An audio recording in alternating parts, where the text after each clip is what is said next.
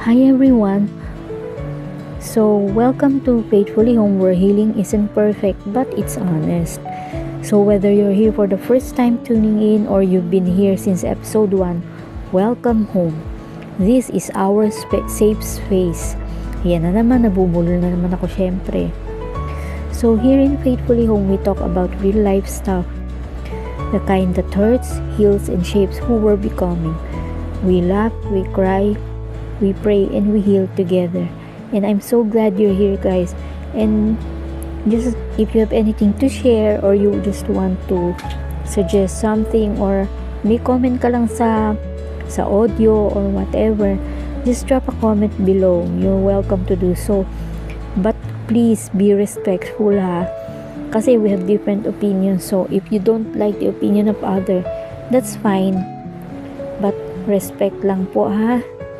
We're not here to spread negativity. We're supposed to be here to spread positivity. So, ayun nga.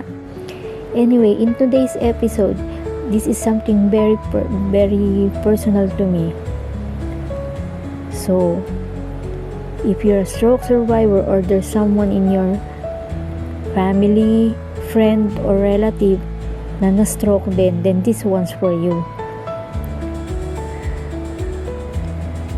So this episode is about something I wish I had said and someone I wish I had understood. But it was too late. So don't let this happen to you guys.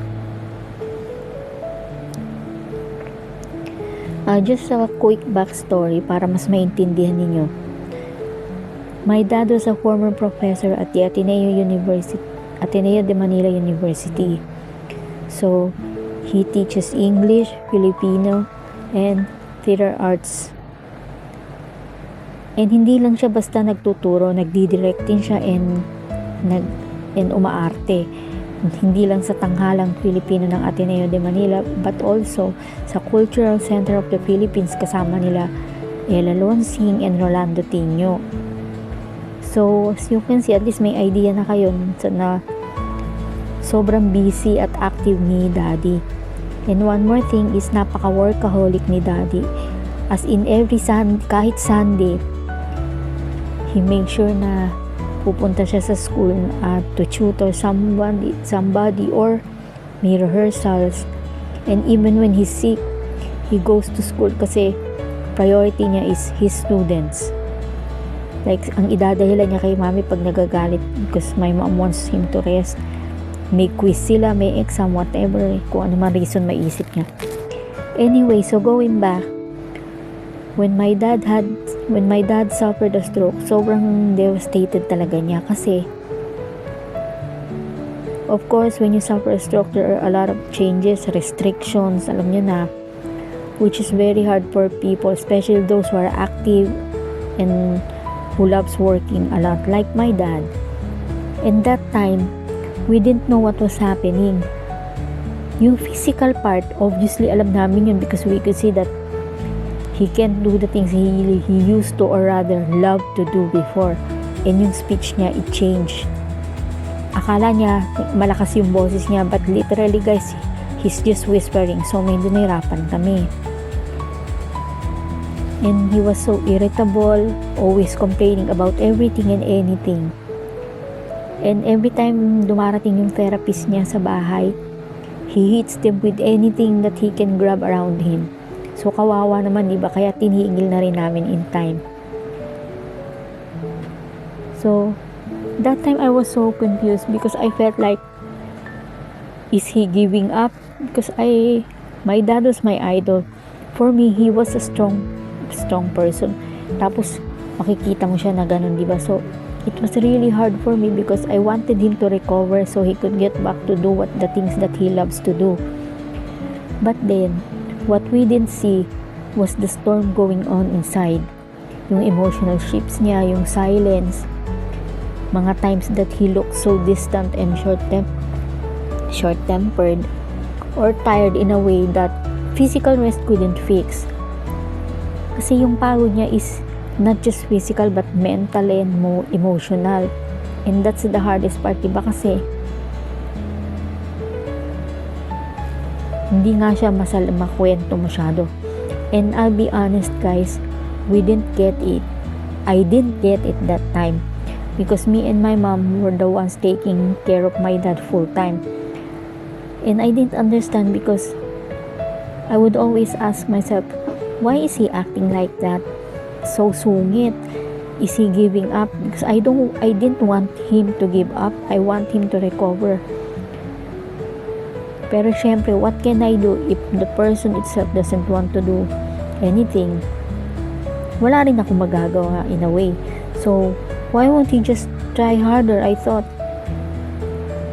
So, I was unaware that I judged him. But I didn't see the pain that he was going through. I only saw the behavior. Hindi ko naisip na kung bakit siya nagiging ganon.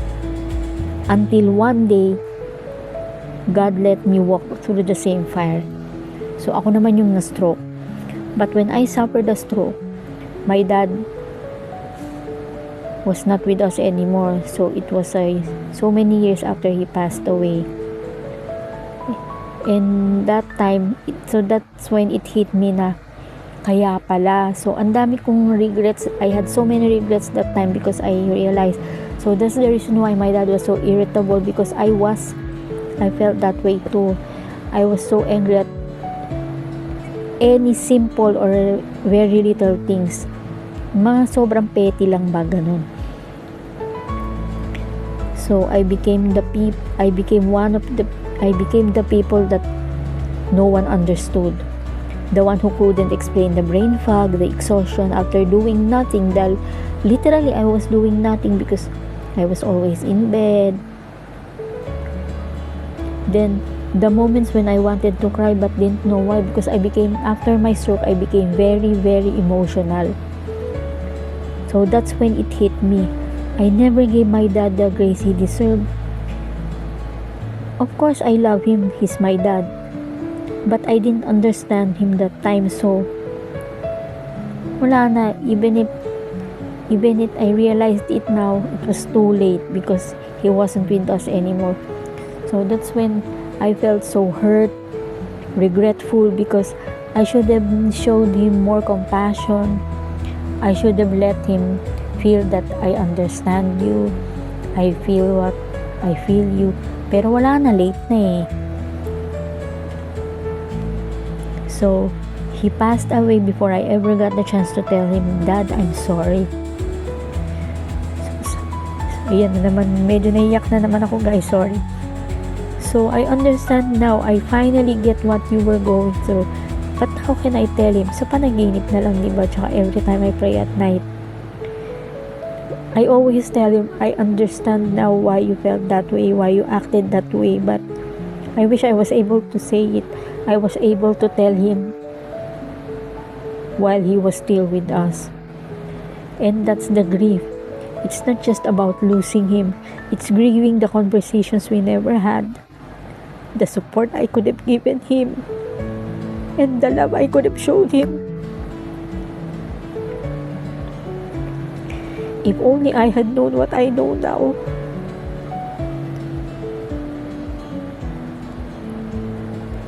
Sorry guys, ayan na naman ako. So if you're listening today and someone in your family is going through something you don't understand, take a moment guys. Try to see beyond what they're showing you. Try to see beyond their behavior, why they're acting up, because healing isn't always visible, and the pain doesn't always come with the right words.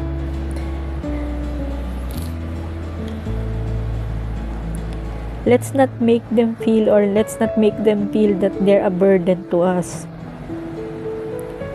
because what they're going through is hard as it is. Let's not add up to it. Instead, let's show them compassion. Let's let them feel, or help them feel, that they're loved. They're not a burden, and we're going to support them until they are fully, or even kung hindi man fully recovered, at least mga kahit 50% to 60% man lang. Motivate them, uplift them, and don't ever let them spiral into depression, because that's the hardest part, guys. Once na depressed na talaga ang stroke survivor or stroke patient, mahirap na yan tulungan, kasi siya mismo hindi na niya kakayanin tulungan yung sarili niya. And if you're the one recovering and your family doesn't understand, I want you to know you're not broken, you're not alone. And someone out here, actually there's a lot of us out here that is walking the same journey. Well, I wish I could go back and show my dad the compassion I now have. But since I can't, since wala na nga, I'll just use this space to honor him, to honor you guys, and to help others understand before it's too late. Kaya kahit medyo nahirapan pa akong magsalita, sige na, go na. Because if I keep on waiting for the right time, there's no right time naman, guys, eh. Marami dyan. I know there are a lot of people out there, hindi lang yung mga stroke survivors, kundi yung mga people who had a negative past, who wanted to start over but is having a hard time because the people around you are pulling him or her down. You can start over anytime, just as long as you're willing to take the journey, even if it's hard. And always remember, guys, so the Lord is close to the brokenhearted and saves those who are crushed in spirit. That's Psalm 34 verse 18. It only means, guys, that we're not alone in our pain. God sees it. If our pain is invisible to other people, then to God it's not.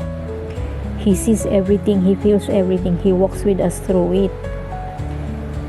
So if this episode resonated with you, and to the one who made this comment, that's where I got this idea from, because she mentioned she's actually a stroke survivor like me, and yun yung napifeel niya right now, that her family doesn't understand her. Don't worry, there are a lot of us who does. So if this episode resonated with you, please share it with someone who needs to hear it. You never know whose heart it might soften. And if you have anything to share, just feel free to comment down below. Any suggestion, o gusto lang mag-share or comments. I know my podcast is not yet perfect, and I am not aiming for perfection. What I'm aiming for is to be able to be an inspiration and to motivate others who are going through a journey like me. It doesn't matter, hindi lang ibig sabihin para sa mga stroke survivors to. It's for everyone who's going through tough times, who's going through a journey. So para sa ating lahat to, this is our safe space, no judgment. So let's push each other up. Kaya nga sabi ko, let's be mindful sa mga comments natin, be respectful, let's spread positivity, not negativity, because we want to lift each other up, diba? And of course, I posted a reel with a short prayer. Try to visit my Instagram page, same name, it's Faithfully Home. So yun, baka magustuhan nyo yung mga ibang post dun. And again, next Sunday, I hope you'll still be listening. So to those who have subscribed, to my 14 subscribers, thank you so much. For the 14 people who listen to my podcast, thank you so much. I hope you keep listening to all my episodes. And if you have time, please subscribe to my podcast. Libre lang naman, no bayad. No bayad eh. Anyway, it's free, just please subscribe to my channel and click the like button para alam ni YouTube na may mga interesadong makinig din naman. I know my podcast is not perfect. And this is just an audio podcast for now, like I mentioned in my first episode. In time, this is going to be a video. Talagang makikita nyo na ako. I'm just preparing myself kasi nga medyo nahihiya pa ako dahil nga bulol-bulol pa ako. But I really want to share my story, and I really want to inspire others that nothing is impossible. Kung gusto nyo makarecover, kung gusto nyo magbagong buhay, pwede. And I believe, guys, there's always a nicer way to say things. So be nice, be kind. Di naman mahirap gawin yun. And again, thank you so much for listening to my audio podcast for today. And please, hopefully you'll be listening again to all the coming episodes. So again, subscribe to my channel, to my podcast. Soon it's gonna be a video.